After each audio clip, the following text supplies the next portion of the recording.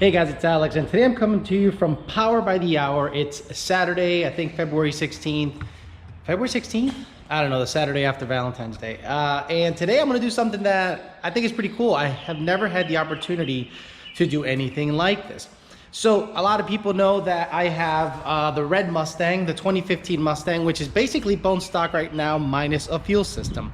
So the car is a great test bed, in my opinion, to really start comparing a lot of the popular mods that these cars are getting in the aftermarket. Now, this 2015 Mustang is as stock as it gets, okay? Stock manifolds, stock cold air. It is from a 2018, the stock cold air, which is a little bigger, but power difference I don't think is that much. But basically, it's a bone stock vehicle, which a lot of you out there, and of course, that's a common problem, a lot of you out there pretty much have. So a popular modification for these cars is an aftermarket intake manifold.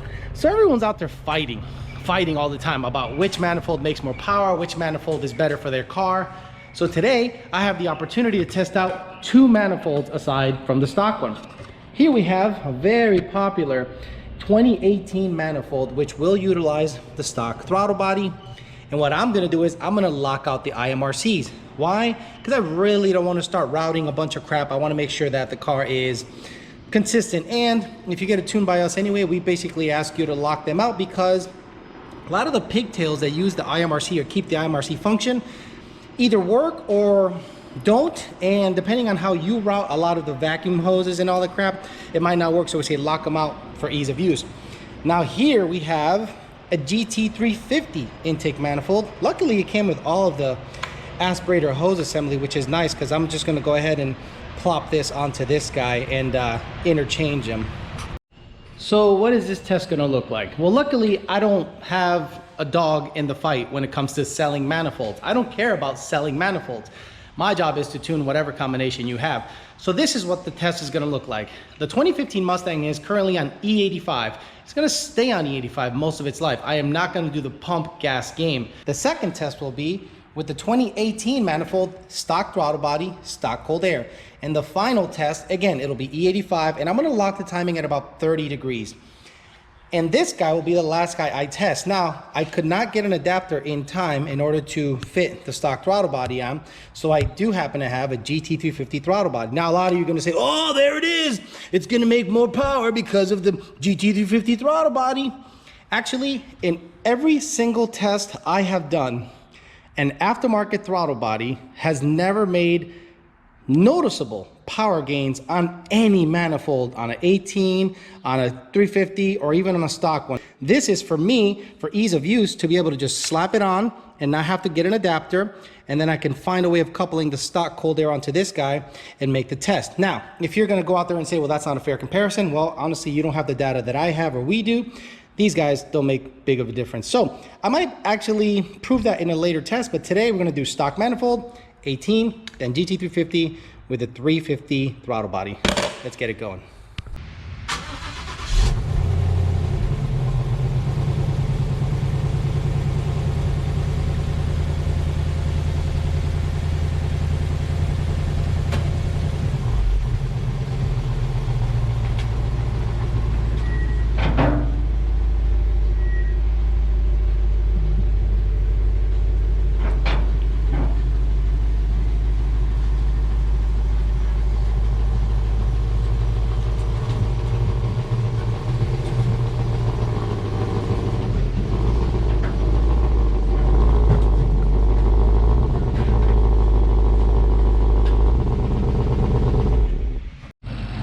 Okay, so this is going to be the setup.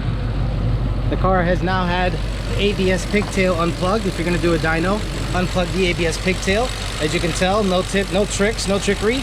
18 cold air manifold, stock with IMRC, 15 manifold, and for the kicker, yeah, we're closing the hood. Why doesn't a cold air manufacturer test their cold air with the hood shut? Interesting, huh?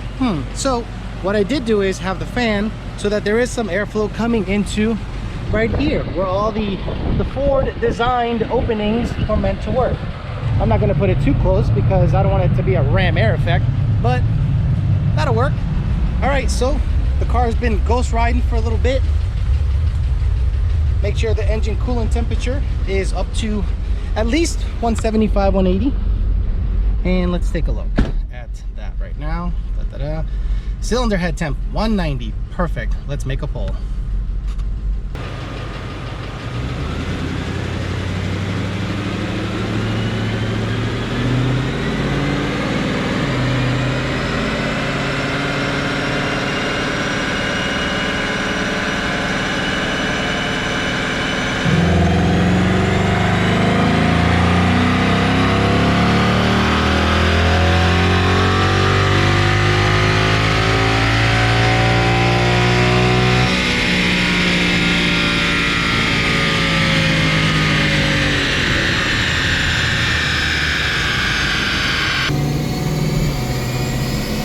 Okay, so we're gonna go up to about 7,500 RPM and we'll see where it runs out or where it does its thing.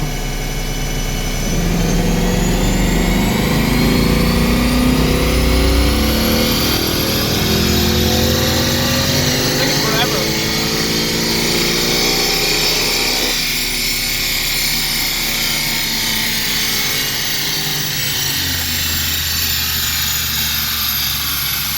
Oh, not bad. No trickery, nothing like that.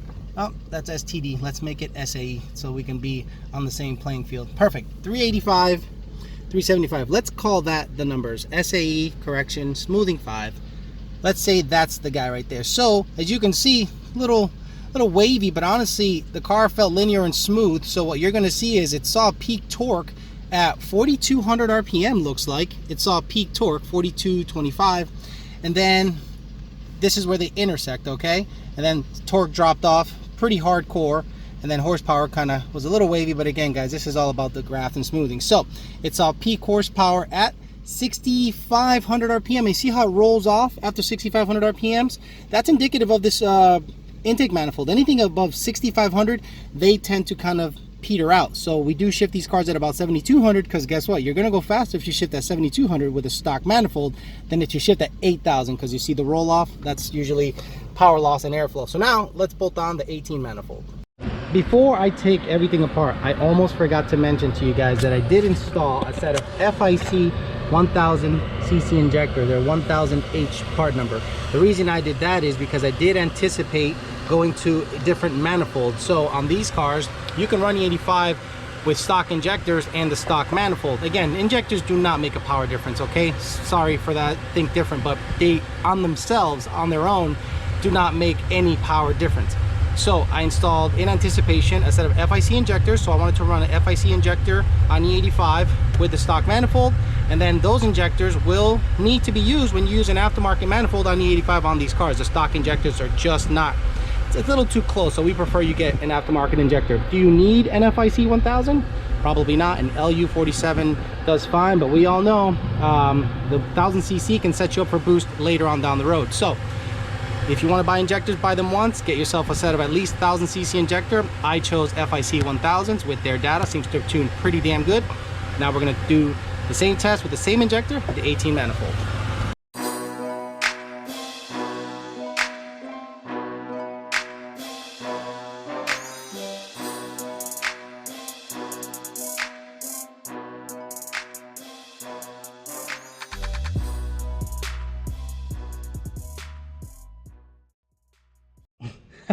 So there you have it. Does it look stupid? Absolutely. But these are in the down position. This one needs to be a little longer. And, you know, really, I mean, honestly, I've seen guys put zip ties on their 200 mile an hour, you know, Texas mile cars. And if I had the option of, you know, buying a $50+ or whatever it cost lockout kit or zip ties, I'm going to do zip ties 100% of the time. How do you know they're not working? But guys, just take a peek back there. If it's jacked, fix it. No big deal. But it's up to you. If you want to cop, you know, whatever money for lockouts, that's up to you. Let's get it installed.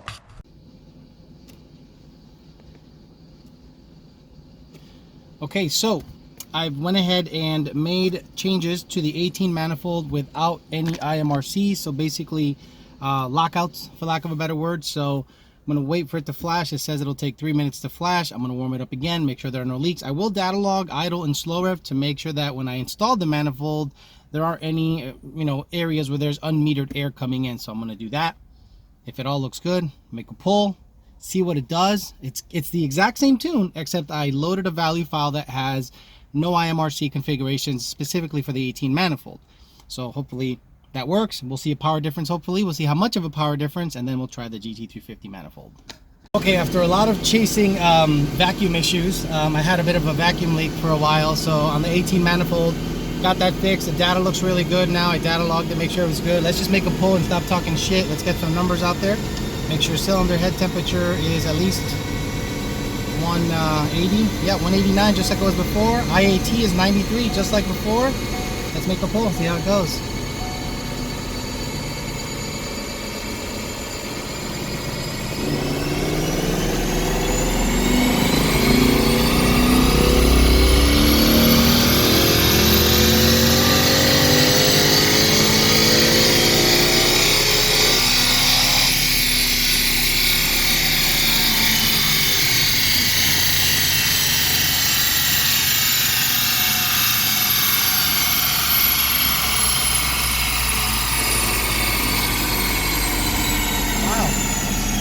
I'll have to look at that data log to make sure that number's on the money.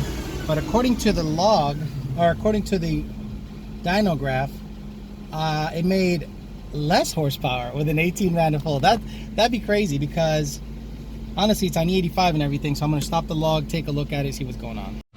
Okay, the last test of the day. I've already run the stock intake manifold. I'll show you the numbers shortly. I've run the 18 manifold. Now a GT350 intake manifold. I had to do some custom coupling because I'm using the stock 18 cold air data. I am using evap. It's kind of funky, but it'll all work. There are no vacuum leaks, so I'm really happy about that. And it actually routes this a little nicer than it was before. So I'm gonna go ahead, turn on the fan, go wide open throttle, and bring you the conclusions to my test. Again, take these tests with a grain of salt, guys. I'm doing this because I have access to a dyno. I literally have nothing else better to do, and this is a lot of fun for me. This is cool, and I want to build this car in naturally aspirated form, and I want to see which intake makes most power in this car with the tunes that are available to me, Lund Racing tunes. So we'll see what the hell goes on with this guy with the GT350 intake, and see how it's fueling. It's fueling perfect. Let's make a pull. It's really hard to do everything by yourself. So after reviewing the footage, I was looking through the footage to see how everything looked. I noticed I didn't record the 18 manifold pull. I recorded it on the dyno, but I didn't record it in film. But I got the data and the graph, so it really doesn't matter. Every time I talk, an airplane takes off. It's unbelievable. So what I'm going to do now is run the 350 intake manifold, because guess what? I can't go back in time. So I'm going to run the 350 intake manifold, get some numbers out of it, and see at the end of the day which manifold makes the best power. Each run was made within a couple of degrees of each other. 190 cylinder head temp, 94 intake air temp. So let's go ahead and see what this little manifold can do. 350 intake manifold, 350 throttle body,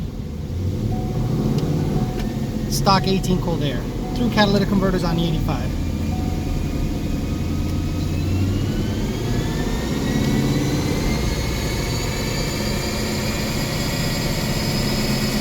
Here we go.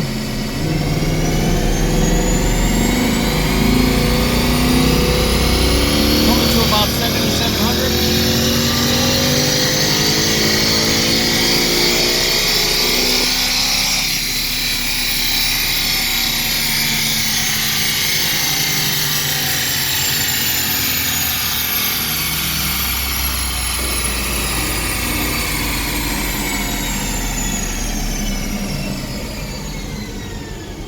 Alrighty, let's take a look at what's going on here. Alright, let's take a peek at the graph real quick. Okay, results are in on 15 YOLO red. The red car with the stock 15 Mustang engine in it. Let's get right to it. Run 1 resulted in 385 rear wheel horsepower, 375 foot-pounds of torque with SAE SAE correction smoothing 5. So it peaked out at 6,500 RPM in terms of horsepower, and torque peaked at 4,200 RPM. So this intake will feel real zippy. Now, truth be told, this run was retaining the IMRC function. So this car still has the IMRC it's all good. Now let's go to the 18 manifold with locked out IMRC. Basically, let's remove number 2. So remove selected run.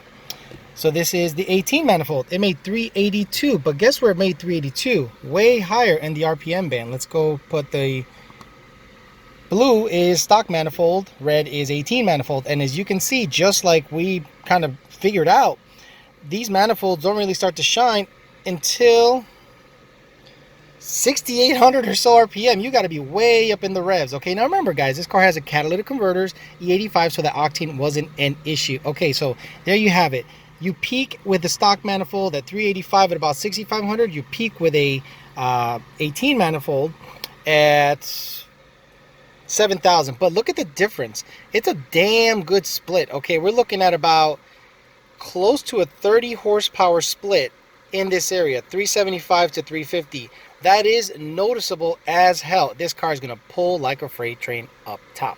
Now this is the GT350 intake manifold with also locked out IMRCs. The green graph. So you see the green graph out of all of them, to me, seems the smoothest. Let's remove all the runs but the green graph. Actually, right click and it says remove all runs but this or something like that. Remove all runs, screw it, let's go to 4. So this is the GT350 intake manifold, and look, it is the smoothest looking graph out of all of them. It also utilizes the GT350 throttle body. Now, did the throttle body help? Obviously not, because it did make a whole bunch more, but look at this, how smooth it is, how linear it is, and let's compare it to stock. See what I mean? The GT350 manifold gets its ass whooped torque-wise between 3,000 and, I don't know, right about 5,500 RPM, but look at how it keeps carrying the horsepower well into 7,500, okay? And that's pretty much another 30 or so horsepower split. Actually, wow, look at that, 325 to 375. That is a 50 horsepower split, 50 naturally aspirated between the stock intake manifold and the GT350, whereas the 18 manifold is about 30 or 40. So let's say 375. Yeah, I mean, and the GT350 intake manifold over the 18 manifold, pretty much from 7,000 and up, is pretty much king. That is the GT350 manifold being run number 4 right here. Where are you? How can I highlight number 4? There it is. That's the GT350 intake manifold. So let's just put the 350 intake manifold over the 18 manifold.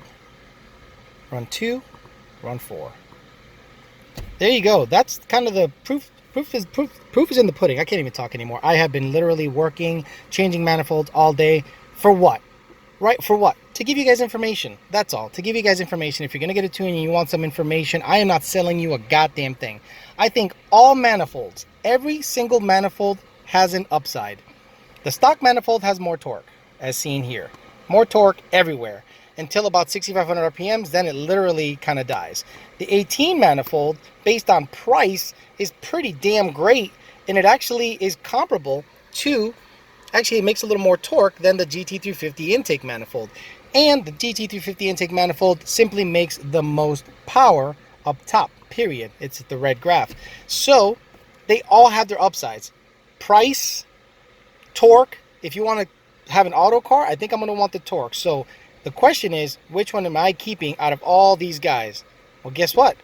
I am keeping the stock intake manifold. Based on this graph, based on the available torque, based on everything, I'd rather keep the stock one because I have all this torque. When I leave the light, I have all this only above 6,800 RPM.